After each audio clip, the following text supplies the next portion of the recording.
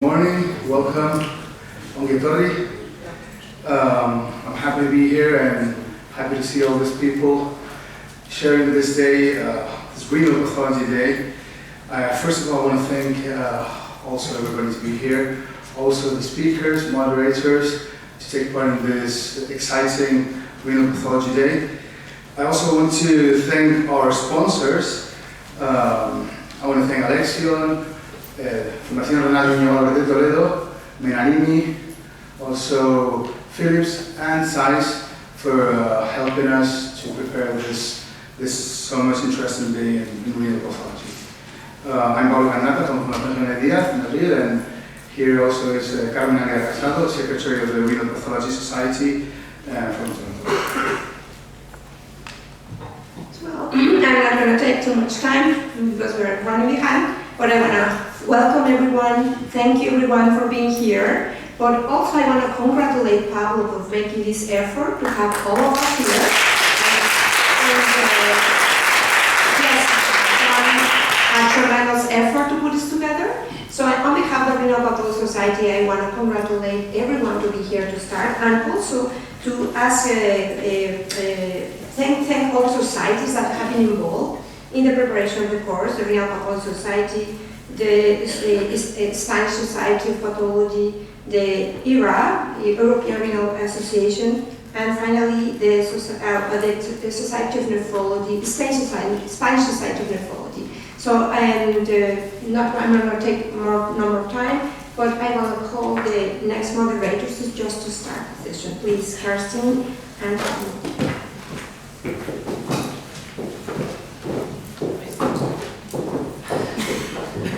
So thank you, Carmen and Pablo. Good morning, everyone.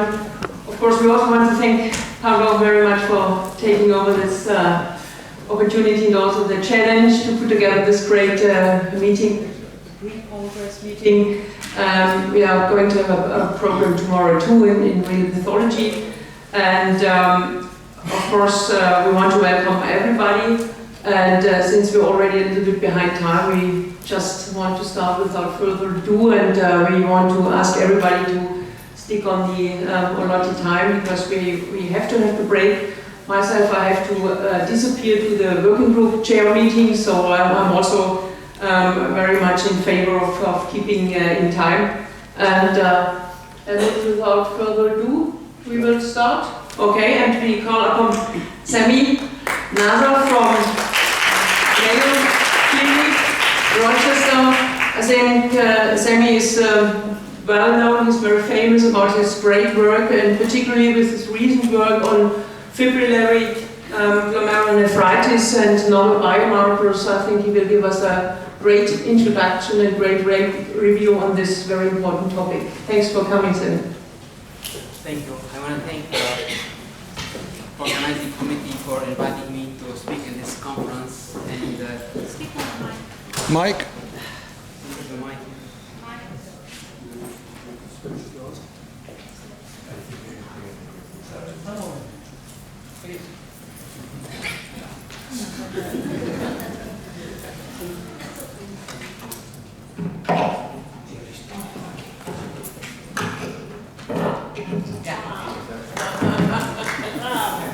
So I want to thank the organizing committee for inviting me to speak in this conference, and I'm happy to be in Bilbao for the first time. And I will be speaking about Fibrillary glomerulonephritis. And I will start with a review of clinical pathologic characteristics of this disease, Fibrillary glomerulonephritis, which I will abbreviate as FGN. And then I will address a recent identification of a novel marker for this disease. And then at the end, I will address concophilic Fibrillary glomerulonephritis. So as you know, this is a rare disease encountered in 0.5 to 1% of native kidney biopsies. It's most of the time renal limited, and patients present with hematuria, proteinuria, and renal insufficiency. Most of the time it's idiopathic. Prognosis is poor, with about 50% of patients progressing to ESRD within 4 years from diagnosis, and the pathogenesis is unknown. In the past, it was hypothesized that this is an immune complex type glomerulonephritis in which the IgG deposits polarize into fibrils owing to their homogeneous nature, as most cases show IgG4 restriction. These are the traditional diagnostic criteria for this disease: glomerular deposition of fibrils that are randomly oriented, lack hollow centers at magnification less than 30 thousandths, concurrent negative, and stain with anti-sera to immunoglobulins by immunofluorescence. I hope by the end of the talk to convince you that we need to revise these criteria. So this is the most recent and largest series of this disease, 84 cases, more common in females. 2/3 of cases idiopathic, 1/3 is associated with other conditions, autoimmune diseases, malignancies, hepatitis C. Most patients have renal insufficiency at presentation, nephrotic range proteinuria in 2/3 of cases, nephrotic syndrome 25% of cases. Monoclonal gammopathy is very uncommon, 4% in this series. All of these cases fulfill the traditional diagnostic criteria for FGN, including concurrent negativity. Light microscopy, 2/3 of cases show mesangial proliferative GN pattern. The remainder show other patterns, MBGN, endocapillary proliferative GN, crescentic GN, or mesangial expansion without hypercellularity that can mimic amyloid. And 17% of cases have a concurrent disease, most commonly diabetic glomerulosclerosis. This is the typical pattern, mesangial expansion and hypercellularity. This is PS stain, where you can see mesangial expansion by glassy PS weak immune deposits. Silver stain, where you see mesangial expansion by silver negative immune deposits. On immunofluorescence, 100% of cases stain for IgG. Almost always the deposits stain for C3, while staining for C1q and IgA is uncommon. Extracellular staining is seen in close to 50% of cases, which is higher than what the previous series reported. And this is the typical morphology: smudgy staining for IgG, C3, kappa, lambda, and here's focal smudgy tubular basal membrane staining. So in this lecture, I will mention two caveats in the diagnosis of this disease. The first caveat is that, in my experience, about 1/3 of cases of Fibrillary glomerulonephritis that show apparent light chain restriction on regular immunofluorescence on frozen tissue, if you do paraffin immunofluorescence, the deposit will stain for both kappa and lambda. And this is more common in these cases with apparent lambda restriction. And most of these cases don't have clinical evidence of monoclonal gammopathy. And this is one example. This is a case that showed the bright smudgy staining for IgG and lambda with negative kappa on standard frozen tissue immunofluorescence, but paraffin immunofluorescence for kappa and lambda showed staining for both. And this is important because it excludes monoclonal Fibrillary glomerulonephritis and thus excludes MGRS, monoclonal gammopathy of renal significance. On EM, the deposit is always present in the mesangium and almost always in the glomerular basal membranes. And in this series, extraclamerular fibrils were seen in 19% of cases. But of course, this is all depend on if your small tissue for EM sampled the fibrils, because they are focal, and it depends on how extensive you do in terms of looking for them. Mean diameters range from 12 to 26. So in some cases, there is some overlap with amyloid with regards to fiber size. That's how they look like in the mesangium, fibrils. Here along the glomerular basal membranes, and this high magnification shows showing the random orientation of the fibrils. And this is how it looks like in the tubular basal membranes. You can spot them at low power because you can see these areas the TBM is thickened, and you see these electron densities. And when you go high power, you'll find the fibrils next to the electron densities here. So, second part of the lecture is addressing novel marker for Fibrillary glomerulonephritis. So there are several limitations for our traditional means of diagnosing this disease. The major limitation is that there is no single pathologic feature on light microscopy, immunofluorescence, or electron microscopy that is pathognomonic of the disease. So for example, on light microscopy, it can look like IgA nephropathy, diabetic nephropathy, immunotactoid, fibronectin glomerulopathy. On immunofluorescence, differential diagnosis includes heavy and light chain amyloidosis, heavy chain amyloidosis, AA amyloidosis with entrapped immune deposits. It can even look like anti-GBM disease. And on EM, you're familiar with differential diagnosis, amyloidosis, immunotactoid glomerulopathy associated with CLL, which tend to have a very thin microtubules, diabetic fibrosis, fibronectin glomerulopathy. Another limitation is that renal biopsy can be limited, and if you don't have tissue for IF and EM, you cannot really make a diagnosis. Third limitation is that EM is not routinely performed in the developing countries in the workup of native kidney biopsies, even in some European countries. And the fourth limitation that sometimes you have a concurrent disease, making the diagnosis more difficult. So several years ago, we started in our lab searching for FGN-specific marker or profile of Fibrillary glomerulonephritis. And we did that by comparing the proteome of FGN with with controls using mass spectrometry, which is a fully validated technique that we have been using in our lab for amyloid typing for more than 10 years. So the way this is done, we cut 4 microsections, put them in a specific type of slides called director slides. We stain them, we do light staining for each NE, we microdissect the glomeruli, we do analysis by mass spectrometry and determine the glomerular proteome. Our breakthrough was in May of 2016 when we identified this protein called DNA-JB9 only in patients with Fibrillary glomerulonephritis. And this was with due to the recent advances in the softwares, bioinformatic softwares, where these softwares can do a normalized spectral count, so you can do semi-quantitative assessment of the proteins in the sample and does the differential expression analysis. So as you can see, these are normalized DNA-JB9 mass spectra. All 24 cases of Fibrillary glomerulonephritis had the DNA-JB9.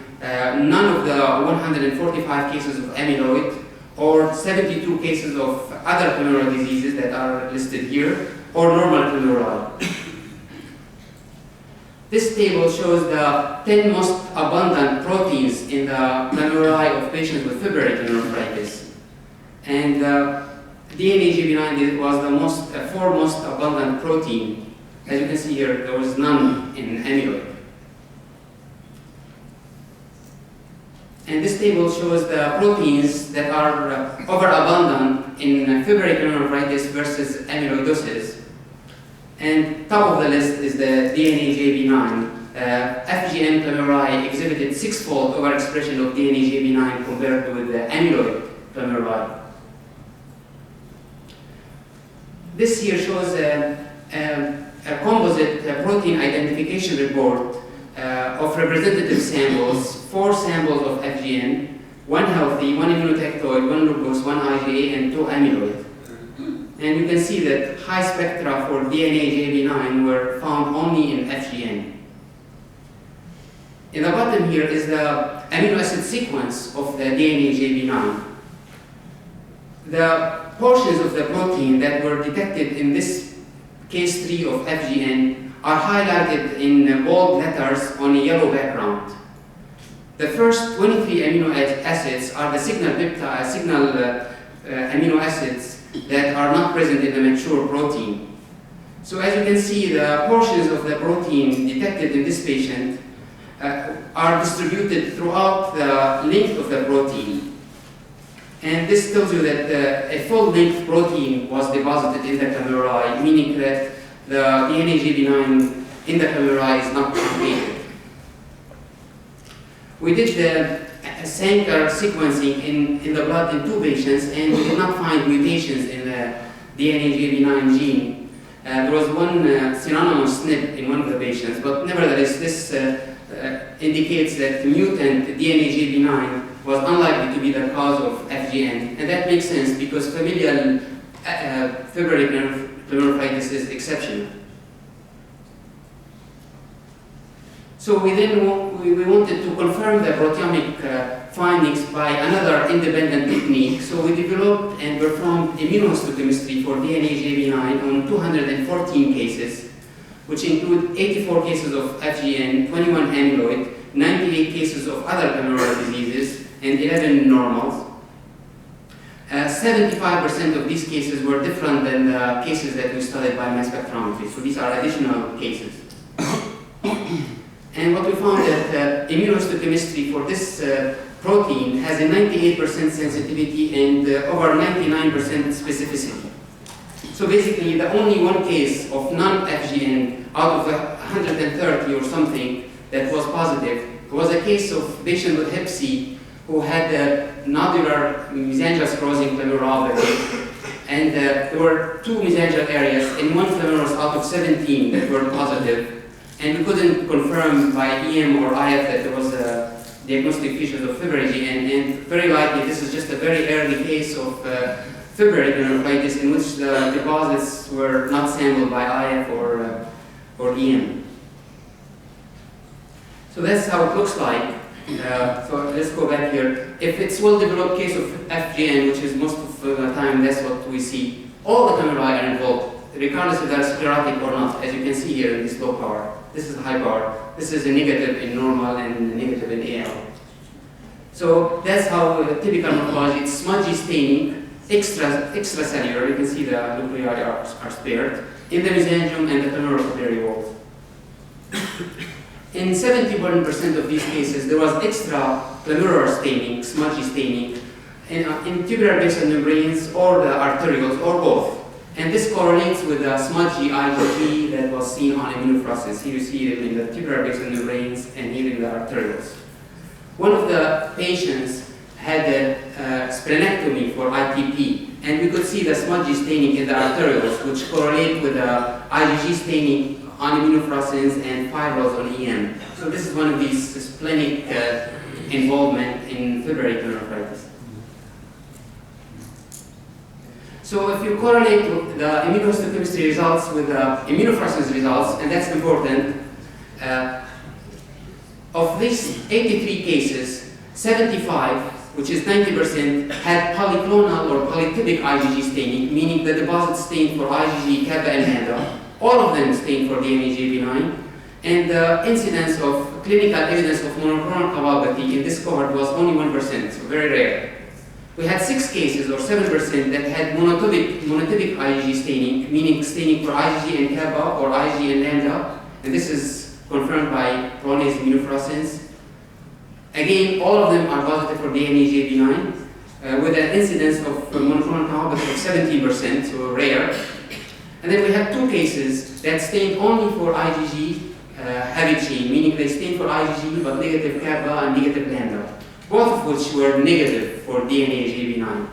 And both cases have clinical evidence of monoclonal clonopathy.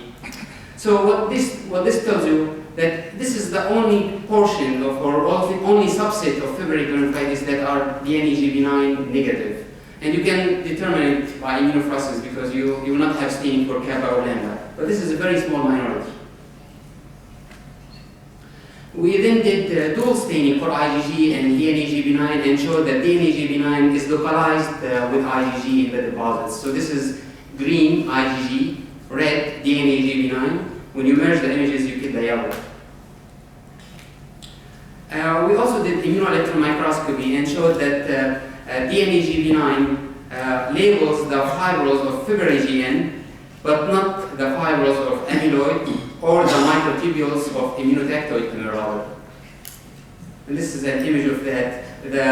This is a FGN case, and the gold particles labeled an anti-DNA-JB9 antibody, and you can see the gold particles label the fibrils. So the DNA-JB9 is localized to the individual fibrils and tells you that this is the DNA-JB9 is a component of the Fibrillary GN fibrils. So our data were confirmed by another group, Kelly Smith group in University of Washington, and their study was published simultaneously with our second paper in JSON this year. But basically they found very similar results. So this is a normalized DNA-GB9 spectra, identified DNA-GB9 in 7 of 8 samples of FGN, not in 114 non-FGN cases. They did immunohistochemistry and again identified FGN in 11 of 11, identified DNA-GB9 in 11 of 11 cases, but not on 31 non-FGN cases. They also showed the DNA-GB9 by immunofluorescence, and also did dual staining, and again DNA-GB9 co-localized with IgG in the glomeruli, and here also co-localized with it in the vessels. So DNA-GB9, the full name is DNA-J Hitchcock protein family member B9. It has other names, MDG1 and ERDJ4. And this is a 223 amino acid protein localized to the ER.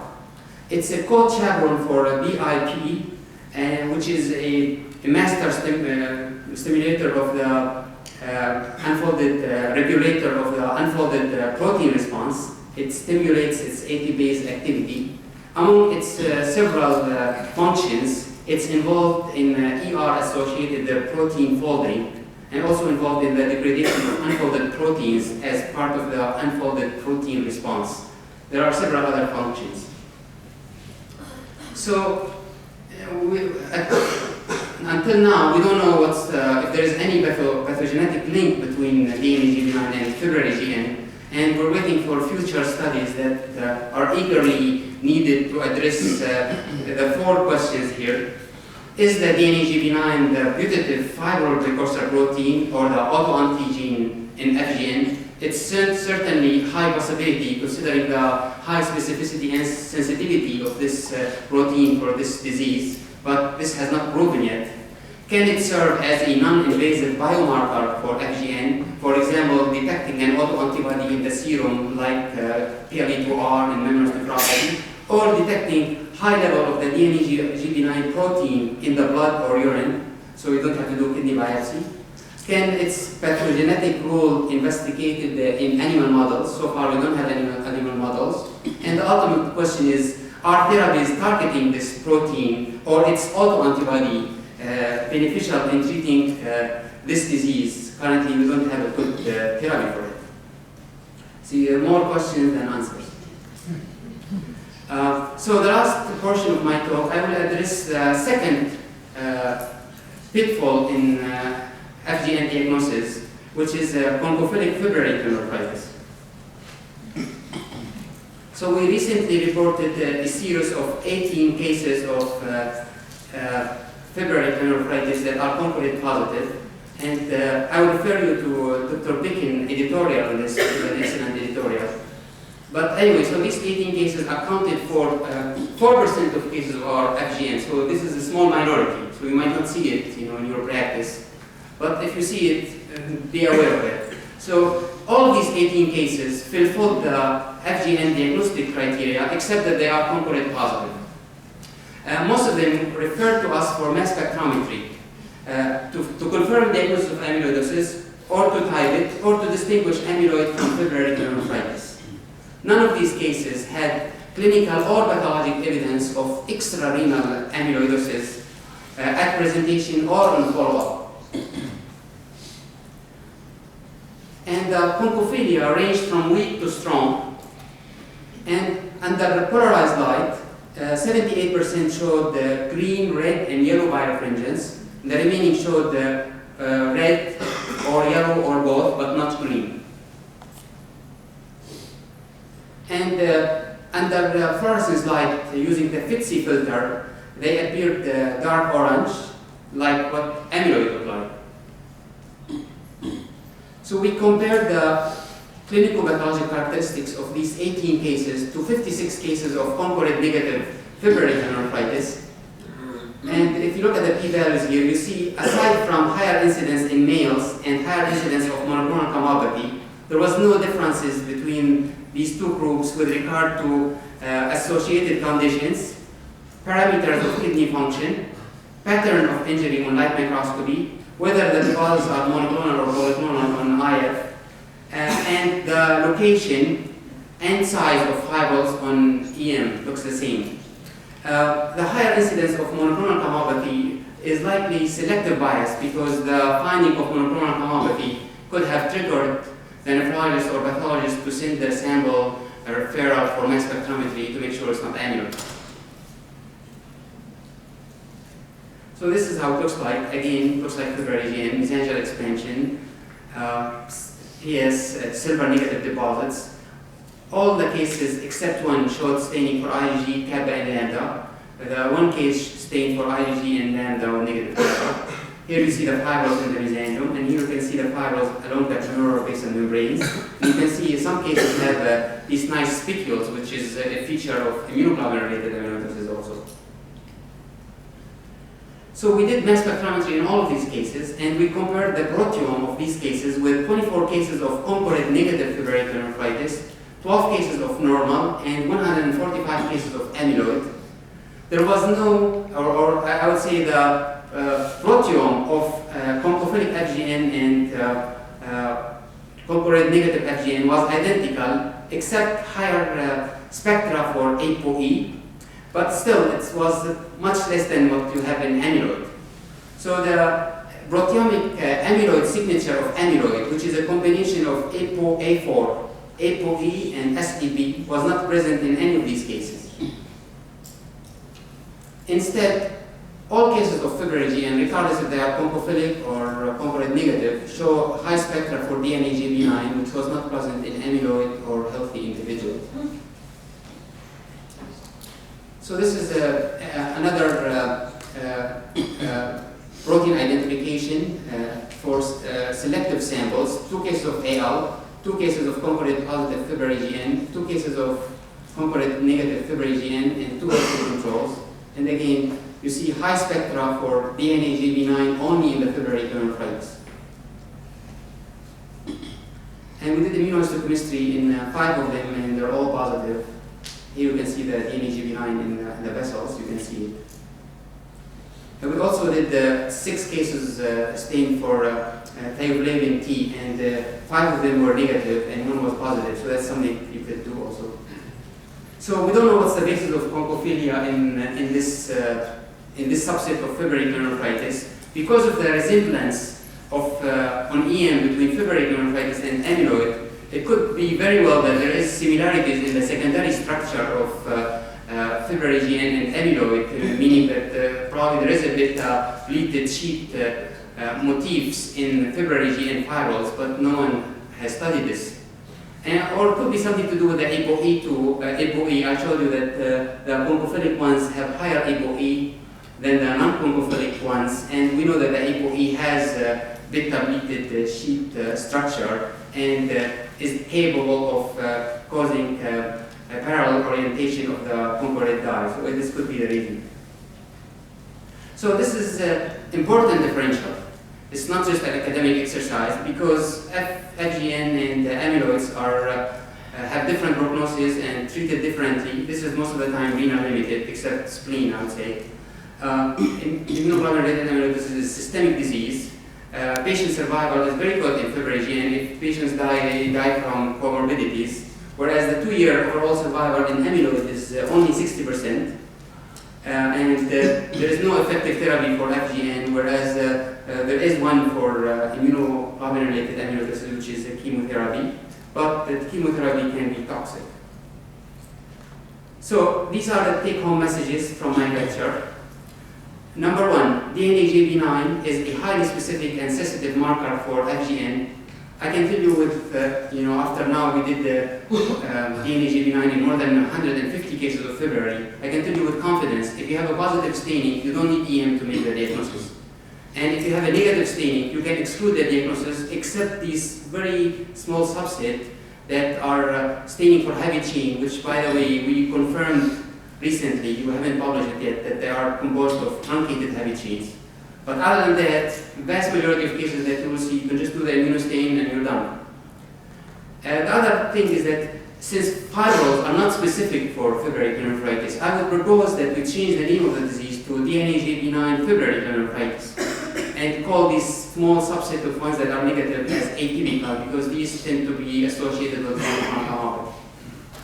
I mentioned to you two diagnostic pitfalls. Number one is that some cases show apparent monotypic staining on standard immunofluorescence. In this case, you might want to do brownase immunofluorescence to confirm that this is in fact monoclonal Fibrillary glomerulitis. And the second pitfall is that a small subset of Fibrillary glomerulitis stain positive for concurrent, and you shouldn't misdiagnose it as amyloidosis. And in this situation, you could do DNA-JB9 immunohistochemistry or mass spectrometry. I would like to thank my co-investigators at Mayo Clinic, Ray Alexander, Surendra Adhikari, and Paul Thornton, who we worked very closely over the past couple of years for all these studies on Fibrillary GN. And I would like to thank Frank Brudu and his team in the University of Poitiers who did the elegant immunopulse studies. I'm happy to take questions. Thank you.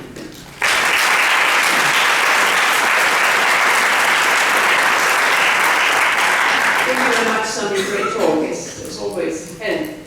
Oh, I have many questions, but I will limit them in two. One is conceptual and the other is practical.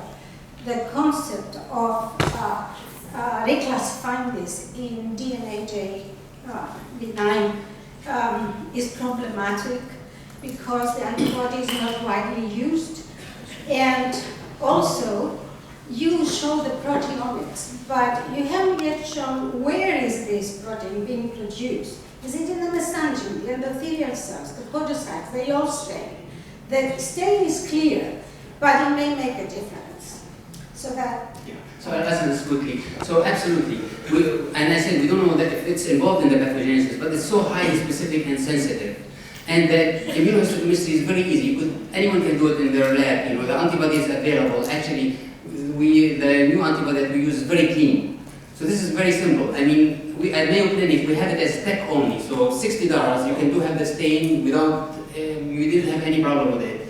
And the other thing is that this is a protein that is expressed in normal tissue. So all the organs will have some staining, and we don't know where it's produced. I mean, you will think it's not in the kidney because it's, you know, but we really don't know it. So that's we're not saying that this is the cause of the disease, but it's so sensitive and specific that you don't need light microscopy, immunofluorescence, or electron microscopy if you have the stain. So yeah. So I'm not going to ask all the questions. I can ask you in the break.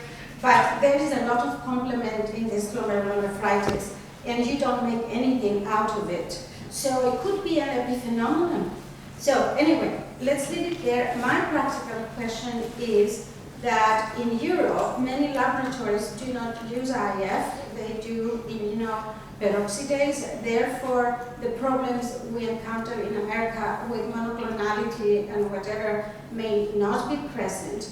Also, there are very few laboratories that they do routinely EM. So, would you give a piece of advice to our colleagues here in Europe how to deal with this and not misdiagnose it as amyloid?